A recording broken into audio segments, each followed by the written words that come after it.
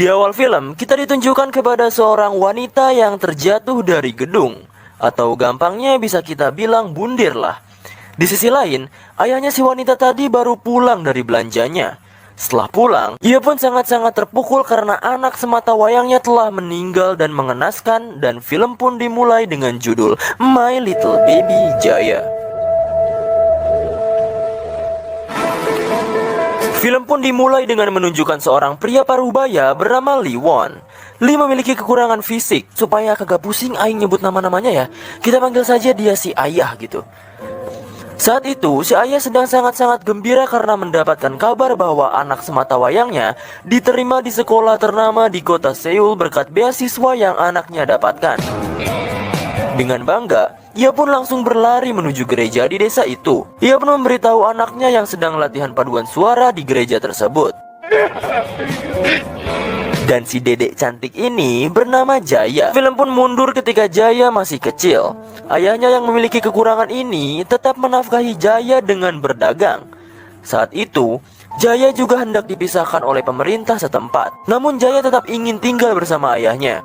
Walaupun Jaya hidup berdua dengan ayahnya dan hidup seadanya, Jaya adalah anak yang berbakat dan pintar. Dan tak lupa juga, Jaya tetap menyayangi ayahnya. 아이를 생각하셔야죠. 받아.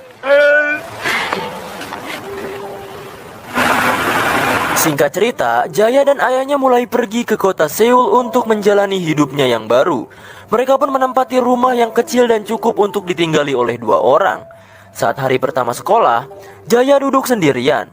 Tak lama kemudian, 3 orang cewek pun datang dan mengusir Jaya untuk pindah tempat. 3 cewek tersebut diketuai oleh Hisun, yang kebetulan ia adalah anak pemilik dari sekolah tersebut. Supaya kita nggak pusing lagi nyebutnya, kita sebut saja mereka Geng Sun. Dan akhirnya, Jaya pun duduk dengan seorang wanita bernama Min. Di sisi lain, si ayah sedang sibuk nyari tempat untuk ngelapak dagangannya. Ya dikarenakan di kota rada susah nyari tempat lapak yang strategis gitu. Ia pun menanyakan kepada bapak-bapak penjual goreng sampe untuk meminta izin agar ia bisa membuka lapaknya di tempat tersebut. Dikarenakan dagangannya berbeda, si bapak itu mempersilahkannya untuk melapak.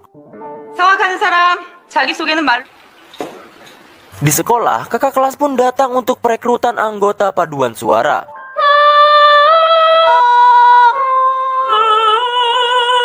Kebetulan saat Jaya dites, seisi kelas pun kaget karena suara Jaya ini bagaikan alunan musik yang sangat indah.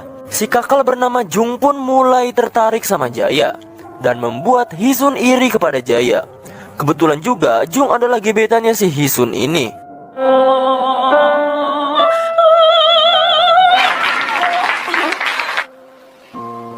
Hari demi hari hubungan pertemanan Jaya dan Min sangat dekat. Singkat cerita, eskul paduan suara pun mengadakan camp ke suatu daerah. Sampai saat malamnya, mereka bercerita satu sama lain perihal keluarganya. Di sini Jaya berbohong jika ayahnya adalah seorang pengusaha baju yang sangat besar, hingga membuat si Jung makin lope-lope kepadanya.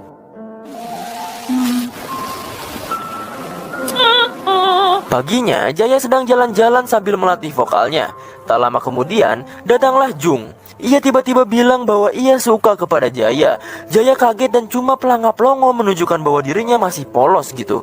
Lalu, ia juga mencium dan ngajak Jaya ke semak-semak belukar gitu kan. Ngapain bos? Gak tau udah mau ngapain anjir. Positif aja mungkin mau kento gitu kan. Saat enak-enak digenjrot, salah satu Geng Sun melihat mereka sedang bergenjrotan. Lalu dengan kagetnya ia pun memvideokan aksinya tersebut. Ia pun langsung memberitahukan video itu kepada Hisun. Hisun pun cemburu dan memutuskan untuk balas dendam kepada Jaya. Geng Sun pun langsung melabrak Min untuk memberitahu keadaan keluarga Jaya yang sebenarnya. Dan disinilah Geng Sun tahu kalau Jaya adalah orang yang miskin. Lalu setelah Geng Sun tahu, ia pun memberitahu Jung yang membuat ia marah-marah dan ngebully si Jaya di rumahnya. Ia pun mendegul-degulkan sirah si Jaya, bahkan membentak-bentak Jaya karena telah membohonginya dan merasa jijik dengan keadaan Jaya sekarang. Ia pun menyundutkan api rokoknya ke kulit Jaya hingga kulitnya terkelupas. Jaya pun akhirnya sadar bahwa semua ini adalah ulah si Hisun. Ia pun langsung mendatangi Hisun dan bilang bahwa ia hanya ingin bersekolah dengan tenang. Tapi si Hisun kagak mempedulikannya. Ia malah membacoti si Jaya soal keadaan fisik ayahnya. Sumpah gak ada alak, anjing, aing kesel deh. 참아. Hisun pun memukuli Jaya hingga akhirnya ia pun masuk ke rumah sakit. Singkat cerita, pihak sekolah pun tahu soal kejadian pembulian di sekolah tersebut. Hingga akhirnya, para guru dan kepala sekolah pun mengadakan rapat. Tapi di balik semua itu, ibunya Hisun meminta sahabatnya Jaya sebagai sanksi, yaitu Min, untuk berbohong saat rapat nanti. Dan rapat pun dimulai. Min langsung berbicara bahwa Jaya sering membuli siswa-siswi di sekolah itu. Jaya pun kaget. Tapi ia tahu kalau di balik semua itu, Min sedang diancam dan ia hanya bisa diam saja. Sementara itu, ayahnya si Jaya memohon-mohon dengan kasihan kepada pihak sekolah agar Jaya bisa dimaafkan. 덥고. Namun setelah berdiskusi, pihak sekolah tetap akan mengeluarkan Jaya di sekolah itu. Setelah itu, Jaya pun berkata kepada ayahnya, mengapa orang-orang miskin seperti keluarganya selalu menjadi korban. Namun ayahnya hanya diam saja. 그러고 살고 싶어?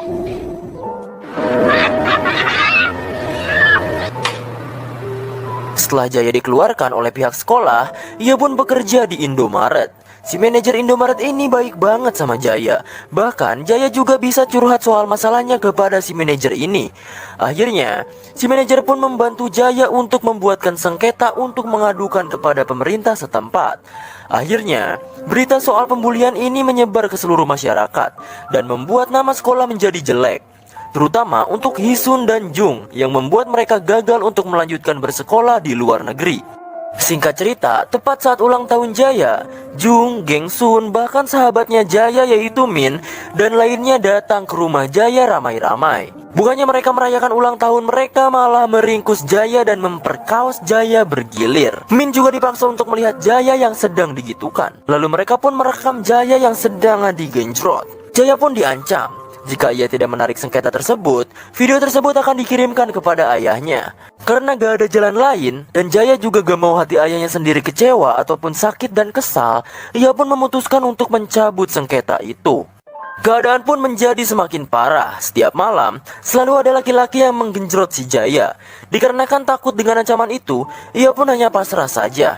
Bahkan parahnya, Jaya ini benar-benar diperlakukan layaknya mainan oleh mereka.